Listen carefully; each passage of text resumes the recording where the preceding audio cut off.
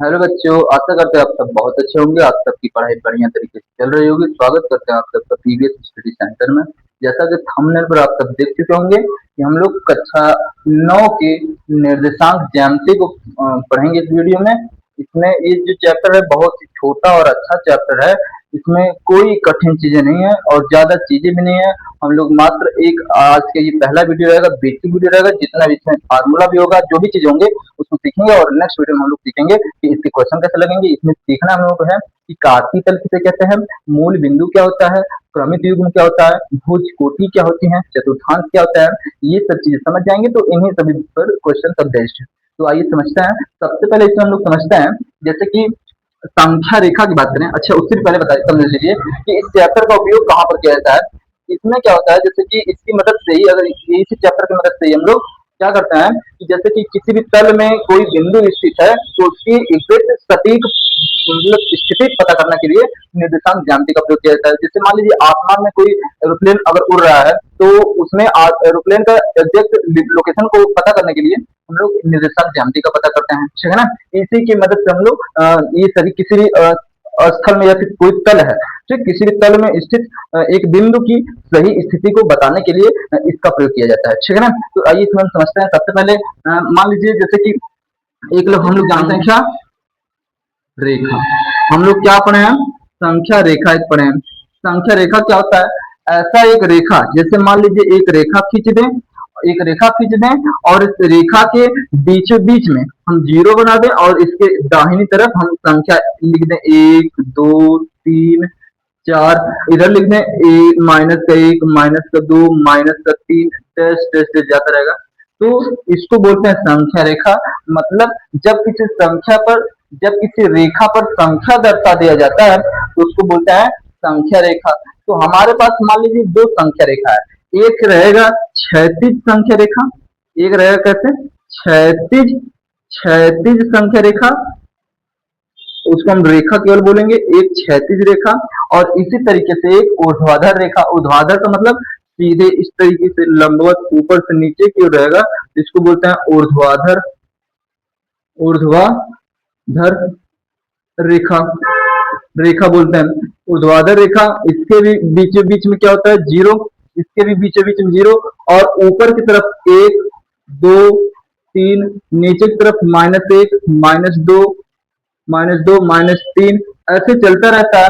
तो क्या होता है, जब हम दो, एक ऊर्ध्वाधर रेखा, एक ऊर्ध्वाधर रेखा और एक क्षैतिज रेखा को एक दूसरे के ऊपर लंबवत स्थापित कर देते हैं तो उससे हमें एक तल प्राप्त होता है जिसे हम बोलते हैं कार्तीय तल, ठीक है।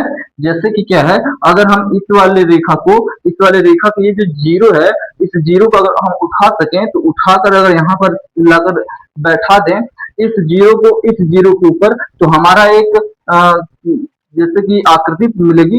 एक ये वाला ऐसे अगर दर्शा दिए, ऐसे है और इसमें यहाँ पर जीरो लिखा हुआ है और यहाँ एक, यहाँ पर एक, यहाँ पर दो, यहाँ पर तीन है, यहाँ पर क्या है, -1, -2, -3 है।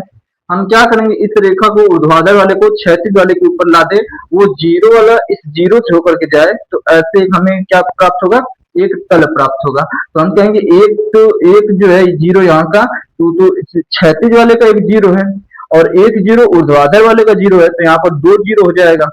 और यहाँ पर भी -1, -2, -3 हो गया और यहाँ ऊपर 1 हो गया, 2 हो गया और 3 हो गया, ऐसे से जाता रहता है, ठीक। तो क्या होता है, जब हम एक क्षैतिज रेखा और ऊर्ध्वाधर रेखा को एक दूसरे के लंबवत एक दूसरे के ऊपर रख देते हैं तो हमें एक तल प्राप्त होता है जिसे कार्तीय तल कहते हैं, ठीक। अब क्या है, ये इसका, इस रेखा का ये जो जीरो था और इस रेखा का जो जीरो है, जहां पर एक दूसरे को टच करते हैं, जीरो जीरो, इसको बोलते हैं हम लोग मूल बिंदु। क्या बोलते हैं इसे, बोलते हैं मूल बिंदु बोलते हैं, मूल बिंदु बोलते हैं। अब क्या होता है, बिंदु ये हो गया, मूल बिंदु का एक निर्देशांक हो गया जिससे मूल बिंदु को दर्शाएंगे कैसे। यहाँ पर x का जो मान है वो जीरो होता है और y का मान भी क्या होता है, जीरो होता है। तो मूल बिंदु का निर्देशांक होता है 0,0। इसके बाद क्या है कि हम लोग ये जो x जो क्षैतिज रेखा है इसको हम लोग मान लेते हैं, इसको एक नाम देते हैं x अक्ष, यक्ष अक्ष नाम देते हैं। और ये जो ऊर्ध्वाधर रेखा है इसको हम लोग वाई अक्ष नाम देते हैं, वाई अक्ष नाम देते हैं। तो जो ऊर्ध्वाधर है उसको ऊर्ध्वाधर न बोलकर अब उसको बोलेंगे वाई अक्ष, और जो क्षैतिज रेखा है उसको क्षैतिज न बोल करके बोलेंगे यक्ष अक्ष। इस तरीके से दो अक्ष मिल गया। लेकिन हम देख रहे हैं कि इस यक्ष अक्ष में तीन चीजें दिखाई दे रही हैं। यक्ष अक्ष में जीरो दिखाई दे रहा है, और इसके दाईं ओर हमें कैसी संख्या दिखाई दे रही है, धनात्मक संख्या दिखाई दे रही है। और इसके बाईं ओर देख रहे हैं, बाईं ओर हमें कैसी संख्या दिखाई दे रही है, बाईं ओर हमें ऋणात्मक संख्या दिखाई दे रही है।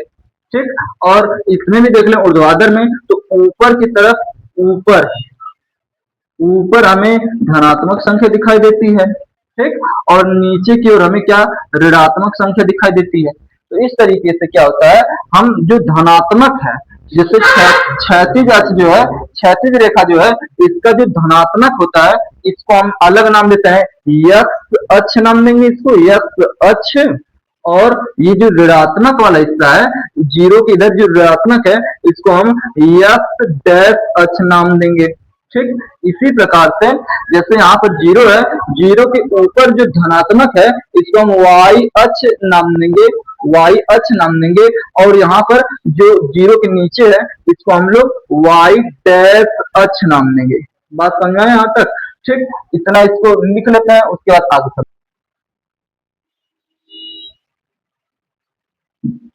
देखिए, जीरो, एक, दो, ऊपर चलता जाएगा तो प्लस का मिलता जाएगा। ठीक, नीचे की ओर माइनस का एक, माइनस का दो, माइनस का तीन मिलता जाएगा। ठीक, तो इसको हम लोग बोल रहे हैं क्या चीज, ये ऊर्ध्वाधर है, ऊर्ध्वाधर है, ये ऊर्ध्वाधर है, ऊर्ध्वाधर रेखा।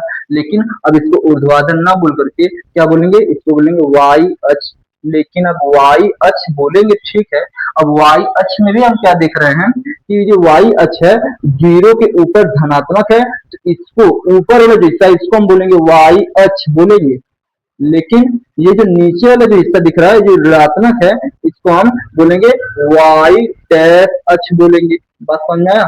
ये हो गया इसके ऊर्ध्वाधर रेखा के बारे में। इसके बाद दूसरा देखिए क्या है, दूसरा जो इस तरीके से रेखा गया है, इस तरीके से जो है बीच में इसके क्या दिखाई देता है, जीरो। ठीक, इसके दाईं ओर, इधर इसके दाईं ओर जाएंगे, ओर दाईं ओर जाएंगे तो हमें कैसी संख्या मिलती है, प्लस एक, दो, तीन, चार, डैश डैश। बाईं ओर जाएंगे तो क्या मिलेगा, माइनस एक, माइनस दो, माइनस तीन। ठीक, इधर बाईं ओर, बाईं ओर हमें कैसी संख्या मिल रही है, माइनस वाली। ठीक, और यहाँ पर ऊपर, कहा ऊपर हम लोग को मिल रहा है प्लस, और नीचे, नीचे मिलता है क्या चीज, माइनस। ठीक, तो जो यहाँ प्लस वाला है उसको हम नाम देंगे यक्ष अक्ष, यक्ष अक्ष। और जो ऋणात्मक है उसको हम नाम देंगे क्या चीज, वाई यक्ष डैश अक्ष, ऐसे नाम देते हैं। अब क्या होता है, इस यक्ष अक्ष और वाई अक्ष, अच्छा ये क्षैतिज रेखा है, ये कैसी रेखा है, क्षैतिज रेखा, क्षैतिज। अब इसको क्षैतिज न बोल के क्या बोलेंगे, यक्ष अक्ष। यहाँ तक बताइए, बात समझ में आई? बात समझ में आई? तो अब इन दोनों को मिला करके हम लोग एक परिभाषा बनाएंगे कार्तीय तल का। सुनिए, कार्तीय तल क्या कहेंगे, जब क्षैतिज रेखा और ऊर्ध्वाधर रेखा दोनों को एक दूसरे के ऊपर लंबवत रखते हैं तो हमें एक तल प्राप्त होता है जिसे बोलते हैं कार्तीय तल। बात समझ में आया? फिर तब देखिए परिभाषा क्या है इसका, कार्तीय तल, कार्तीय तल परिभाषा क्या है, जब क्षैतिज रेखा और ऊर्ध्वाधर रेखा दोनों को एक दूसरे के ऊपर लंबवत रखते हैं, जब क्षैतिज तथा ऊर्ध्वाधर, क्षैतिज तथा ऊर्ध्वाधर रेखा को एक दूसरे के ऊपर। जब क्षैतिज तथा ऊर्ध्वाधर रेखा को एक दूसरे के ऊपर लंबवत लंबवत रखते हैं तो हमें एक तल प्राप्त होता है, जिसे जिसे क्या कहते हैं, जिसे कार्तीय कार्तीय तल कहते हैं। बात समझ में आई? ध्यान से देखिए चैप्टर, ये कार्तीय तल समझ में आया? कार्तीय तल क्या होता है? अच्छा, कार्तीय तल मतलब क्या है? जब ये वाली रेखा क्षैतिज वाली रेखा और ऊर्ध्वाधर रेखा दोनों एक दूसरे के ऊपर ऐसे आ जाती हैं तो इसको बोलते हैं कार्तीय तल। तो यहाँ पर ये जो है ये एक्स अक्ष है, ये एक्स अक्ष है, और ये क्या है? एक्स डैश अक्ष है, एक्स डैश अक्ष है। अच्छा, ये क्या है? ये वाई अक्ष है, ये वाई अक्ष है, और ये क्या है? वाई डैश अक्ष है, वाई डैश अक्ष है। डैश का मतलब ये वाई वाला माइनस होगा, एक्स का मतलब एक्स वाला प्लस होगा, एक्स का डैश का मतलब एक्स वाला माइनस होगा, वाई का मतलब वाई वाला प्लस होगा। अच्छा, यहाँ पर क्या था? एक्स जो है वो जीरो था और वाई भी क्या था? जीरो था। एक्स भी जीरो था, वाई भी जीरो था, ठीक है ना? अच्छा, एक और बात, जहां पर एक्स अक्ष और वाई अक्ष एक दूसरे को प्रतिच्छेद करती हैं, इसको हम एक अलग नाम देते हैं, जिससे कहते हैं मूल बिंदु। मूल बिंदु, मूल बिंदु। तो मूल बिंदु जो होता है, यहाँ पर जो यक्स है, यक्स और वाई दोनों का मान क्या होता है? जीरो होता है। तो हम इसको ऐसे लिख देते हैं 0,0, ठीक है ना? अच्छा, अब क्या होता है? ये जो कार्तीय तल जो होता है, समतल में जब ये बनाया जाता है तो ये समतल को चार भागों में बांट देता है, जिसे हम लोग क्या कहते हैं? चतुर्थांश कहते हैं। जब किसी समतल पर कार्तीय तल बनाया जाता है तो यह कार्तीय तल उस समतल को चार भागों में बांट देता है, जिसे चतुर्थांश कहते हैं। तो क्या हुआ? तो किसी समतल के कारण किसी कार्तीय तल के कारण समतल का चार भागों में बंटना चतुर्थांश कहलाता है, ठीक है ना? तो आइए उसको समझते हैं, इसका स्क्रीनशॉट ले लीजिए। चलिए समझते हैं। जैसे कि हम बना दिए यहाँ पर, ये क्या है? एक्स डैश अक्ष, ये क्या है? ये एक्स नहीं, ये वाई डैश अक्ष, ये एक्स अक्ष, ये हो गया वाई अक्ष, और ये क्या है? यक्स डैश अक्ष, ठीक। अब क्या होता है? हम बताएं कि जब यक्स अक्ष और वाई अक्ष दोनों एक दूसरे को जिस बिंदु पर प्रतिच्छेद करते हैं, उस प्रतिच्छेद बिंदु को क्या कहते हैं? मूल बिंदु। परिभाषा देखिए, यक्स अक्ष तथा वाई अक्ष एक दूसरे को जिस बिंदु पर प्रतिच्छेद करते हैं उसे मूल बिंदु कहते हैं, ठीक है ना? क्रमित युग में क्या होता है? इस बात को समझिए। देखिए, एक्स अक्ष जो है, एक्स अक्ष पर भी गिनती लिखी होती है, वाई अक्ष पर भी गिनती लिखी होती है। तो एक्स अक्ष तथा वाई अक्ष के जो मान होते हैं, इन दोनों को एक साथ लिखते हैं तो उसे बोलते हैं क्रमित युग, ठीक है ना? तो जैसे कि मान लीजिए, हमें अगर ये क्या है? एक कार्तीय तल, ये पूरा मिल करके एक्स अक्ष और वाई अक्ष मिल करके जब मिलते हैं तो क्या बनता है? कार्तीय कार्तीय तल।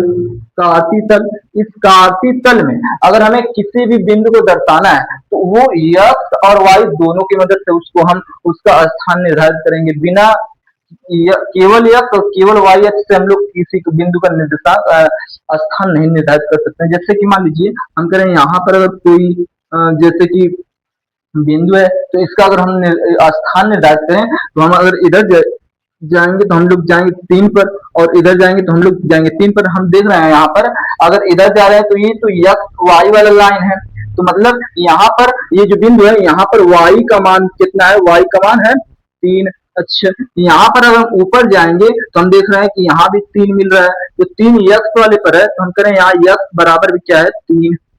तो इस कोई भी बिंदु है कार्तीय तल में, तो उसका मान निर्धारित करने के लिए हमें x का भी मान पता होता है और y का भी मान पता होता है। तो किसी भी कार्तीय तल में x के मान तथा y के मान को एक साथ लिखते हैं तो उसे क्रमित युग्म कहते हैं। बात समझ में आया? क्या कह रहे हैं, जब किसी किसी कार्तीय तल में किसी कार्तीय तल में x अक्ष तथा तथा y अक्ष के मान को एक साथ लिखते हैं तो उसे क्रमित युग्म कहते हैं। ठीक, क्रमित युग्म में x का भी मान होता है, y का भी मान होता है। तो इस क्रमित युग्म को हम लिखेंगे कैसे? क्रमित युग्म जैसे जैसे x, y इस तरीके से लिख दिए, तो ये एक क्या है, ये एक क्रमित क्रमित युग्म है। ठीक, क्रमित युग्म है। अब कोई भी क्रमित युग्म है तो क्रमित युग्म में जो पहले होता है, तो क्रमित युग्म का जो ये पहला पहला पहला सदस्य घटक या अवयव, क्रमित युग्म का पहला अवयव अवयव अवयव क्या होता है? अवयव का मतलब होता है किसी चीज के अंदर जो उपस्थित है वो सब उसके अवयव कहलाते हैं। अवयव का अर्थ होता है सदस्य। जैसे कि आप अपने परिवार के एक एक सदस्य हैं, है कि नहीं? एक परिवार है, परिवार के अंदर आप एक अकेले सदस्य हैं कि नहीं है? तो सदस्य कोई अवयव बोला जाता है जो उस चीज के अंदर पाया जाए। तो उसके उसी में हम कह रहे हैं कि ये तो इस क्रमित युग में पाया जा रहा है, तो ये एक अवयव है। तो जो यक्ष है, यक्ष कहलाता है क्या चीज? पहला अवयव। और ये जो y है, ये कहलाता है क्या चीज? दूसरा अवयव अवयव। बात समझ आया? ये जो y दिखाई दे रहा है, ये दूसरा अवयव है। ठीक, पहला अवयव है। और इसी यक्ष को, जो ये पहला अवयव है, इसको हम लोग बोलते हैं क्या चीज? पहले अवयव को हम लोग बोलते हैं भुज। क्या बोलते हैं? भुज। और ये जो दूसरा अवयव दिखाई दे रहा है, दूसरा अवयव, इसको हम लोग बोलते हैं कोटि। तो यहां तक बात समझ में आई? कोटि क्या होता है, भुज क्या होता है? भुज क्या होता है, मतलब क्या होता है? क्रमित युग्म में किसी क्रमित युग्म में किसी क्रमित युग्म के पहला घटक या पहला अवयव भुज कहलाता है और उसका दूसरा अवयव जो होता है कोटि कहलाता है। मतलब क्या होता है? भुज को हम दर्शाते हैं यक्ष से और कोटि को दर्शाएंगे y से। और याद है, पहले हम लोग भुज को लिखते हैं, बाद में कोटि को लिखते हैं। तो इसको अगर हम दर्शाएंगे हिंदी में जैसे इन दोनों को, तो कैसे लिखेंगे? पहले होता है क्या चीज? भुज, और बाद में होगा क्या चीज? कोटि।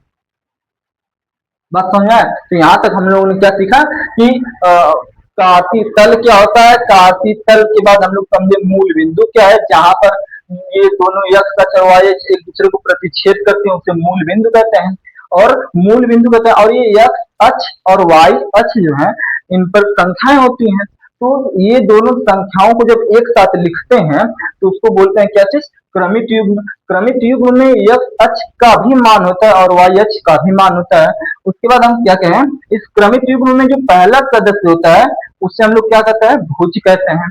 और जो दूसरा सदस्य होता है उसे हम कोटि कहते हैं। मतलब भुज मतलब यक्ष से दर्शाएंगे और कोटि को दर्शाएंगे किस चीज से? y से। तो इसको हम ऐसे भी लिख सकते हैं भुज कॉमा कोटि, या यक्ष कॉमा y, इस तरीके से दर्शाया जाता है। ठीक, यहाँ तक इसके साथ लीजिए, आगे बता रहे हैं।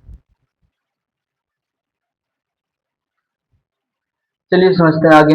अभी इसमें क्या है, जब ये x अक्ष और y अक्ष किसी तल में एक दूसरे को काटते हैं तो ये तल को चार अलग अलग भागों में क्या कर देते हैं? बांट देते हैं।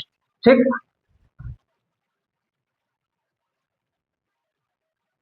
जब ये यक्ष अक्ष और वाई अक्ष एक कार्तीय तल का निर्माण करते हैं, ये कार्तीय तल उस समतल को चार भागों में बांट देती है, तो जिससे क्या कहते हैं हम लोग, उसको बोलते हैं चतुर्थांश। तो हम लोग हेडिंग लिखेंगे चतुर्थांश क्या होता है, चतुर्थांश समझता है। चतुर्थांश क्या होता है, चतुर्थांश क्या होता है कि जो ये कार्तीय तल है, कार्तीय तल में क्या है, यक्ष अक्ष तथा वाई अक्ष द्वारा समतल को चार भागों में बांट दिया जाता है, जिससे क्या बोलते हैं, चतुर्थांश कहते हैं। यक्ष अक्ष तथा वाई अक्ष द्वारा बने कार्तीय तल द्वारा समतल को चार भागों में बांट दिया जाता है, जिससे क्या कहता है, चतुर्थांश कहते हैं। आइए इसको लिखते हैं, तो समझिए, देखिए ध्यान से। चतुर्थांश क्या होता है, चतुर्थांश क्या होता है, यक्ष अक्ष तथा वाई अक्ष से बने कार्तीय तल द्वारा समतल को चार भागों में क्या कर दिया जाता है। अब क्या होता है कि ये जो चतुर्थांश है, चतुर्थांश कुल कितने भागों में बढ़ जाते हैं, समतल से ये क्या होता है, कार्तीय तल चार भागों में बढ़ जाता है, जिससे चतुर्थांश कहते हैं। अब यह चतुर्थांश चार है, कितने हैं, ये चतुर्थांश टोटल कितने हैं, चार है। चार में से पहला, दूसरा, तीसरा और चौथा। तो जो पहला होता है उसको क्या नाम देते हैं, उसको कहते हैं फर्स्ट चतुर्थांश। दूसरे को बोलेंगे सेकेंड चतुर्थांश, फिर बोलेंगे थर्ड चतुर्थांश, फिर बोलेंगे फोर्थ चतुर्थांश। ठीक, अब समझिए ध्यान से, ये जो कार्तीय तल है ये हम देख रहे हैं, बताइए क्या है, ये कार्तीय कार्तीय तल, ये जो कार्तीय तल है, इस कार्तीय तल में हम कह रहे हैं कि अगर हमें किसी बिंदु का स्थान बताना है, तो स्थान बताने के लिए हमें क्या होता है, एक्स अक्ष और वाई अक्ष दोनों की आवश्यकता पड़ती है। केवल एक्स अक्ष से या केवल वाई अक्ष से किसी बिंदु का स्थान नहीं बताया जा सकता। जैसे मान लीजिए हमारे पास मान लीजिए एक यहाँ पर बिंदु है, तो इस बिंदु का अगर स्थान बताना है तो हम इस बिंदु को इधर भी ले जाएंगे, इधर भी ले जाएंगे, ठीक, तब जाकर के हमें पता चलेगा कि ये बिंदु है स्थित कहाँ। ये देखेंगे वाई अक्ष से वाई अक्ष से जाएंगे तो 3 मिलेगा, और यक्स पे जाएंगे तो 2 मिलेगा। मतलब ये बिंदु यक्स पर भी निर्भर करता है और वाई पर भी निर्भर करता है। अच्छा, उससे पहले समझिए, ये जो फर्स्ट चतुर्थांश है, इन चारों में से ये जो ये वाला दिखाई दे रहा है खाना, इसको बोलते हैं फर्स्ट चतुर्थांश, और इसको बोलते हैं सेकेंड चतुर्थांश, और इसको बोलते हैं थर्ड चतुर्थांश, और इसको बोलते हैं फोर्थ चतुर्थांश। फोर्थ चतुर्थांश। अब क्या होता है, अब एक बात समझिए, हम कह रहे हैं कि इसमें अगर कोई बिंदु है तो एक्स पर भी निर्भर करता है और वाई पर भी निर्भर करता है। किस पर निर्भर करेगा, एक्स पर भी निर्भर करेगा और वाई पर भी निर्भर करेगा। एक्स पर भी निर्भर करेगा और वाई पर निर्भर करेगा, एक्स पर, वाई पर, तो सब में होगा एक्स कॉमा वाई। ठीक, अब एक बात समझिए, यहाँ पर अगर हम देखें, यहाँ से देखें, तो अगर समझिए कि एक कमरा है, ठीक, ये भी एक कमरा है, ये भी एक कमरा है, ये भी एक कमरा है, ये चार अलग अलग रूम है। चारों रूमों को देखिए, मान लीजिए चारों रूम दो अलग अलग दीवार से मिलकर बने हैं, ठीक है ना। तो इधर हम देखें, ये कमरा जो है इधर तो खाली है, लेकिन इधर हम आगे बढ़ेंगे तो हमें दो दीवार मिलेगा। अगर अच्छे बताइए, हम इधर जाएंगे तो हम एक दीवार से टकराएंगे, उस दीवार का नाम क्या है, यक्ष अक्ष। ठीक, अच्छा, हम नीचे की ओर आएंगे तो हमें इधर एक दीवार मिलेगा जिसको हम बोलेंगे यक्ष अक्ष, इसको वाई अक्ष बोलेंगे ना, वाई अक्ष, और इसको बोलेंगे यक्ष अक्ष। अच्छा, मान लीजिए हम यहाँ पर अगर हैं तो हम इधर जाएंगे तो हमें यहाँ एक दीवार से टकराना पड़ेगा जिसका नाम है वाई डैश अक्ष, और वाई डैश अक्ष कैसा होता है, ऋणात्मक, ठीक है ना। अच्छा, ऊपर जाएंगे तो हमें क्या मिलेगा, यक्ष अक्ष, और यक्ष अक्ष क्या होता है, धनात्मक। बात समझ आई, जैसे यहाँ एक बार और समझ लीजिए, हम अगर यहाँ पर हैं ऊपर जाएंगे तो हम यक्ष डैश अक्ष से टकराएंगे, और इधर जाएंगे तो हम लोग वाई डैश अक्ष से टकराएंगे, ठीक है ना। इस तरीके से क्या होता है, सभी चतुर्थांश के अलग अलग अपने चिन्ह होते हैं, ठीक है ना। तो ये समझें, जैसे मान लीजिए ये पहला चतुर्थांश, इसका चिन्ह क्या होगा, तो सबसे पहले यक्ष को लिखते हैं। तो यहाँ पर देखिए इस चतुर्थांश में यक्ष का दीवार ये है, ये है, तो यक्ष का दीवार ये वाला है, और ये वाला दीवार जो होता है ये प्लस होता है। तो हम कहेंगे पहला जो चतुर्थांश, इसमें यक्ष का वैल्यू क्या होगा, प्लस होगा। अच्छा, कॉमा वाई जो है, वाई का मान क्या दिखाई दे रहा है, वाई भी तो इधर ये दीवार है, वाई भी तो प्लस है, तो यहाँ जो मिला हमें चतुर्थांश में, पहले चतुर्थांश का चिन्ह दोनों में मिला क्या, प्लस प्लस। अच्छा, ये जो यक्ष होता है इसी को तो हम लोग क्या बोलते हैं, भुज, भुज, और ये जो दिखाई दे रहा है इसको हम क्या बोलते हैं, कोटि। मतलब क्या है, ये जो पहला चतुर्थांश है इसमें भुज और कोटि दोनों क्या होते हैं, प्लस, ठीक।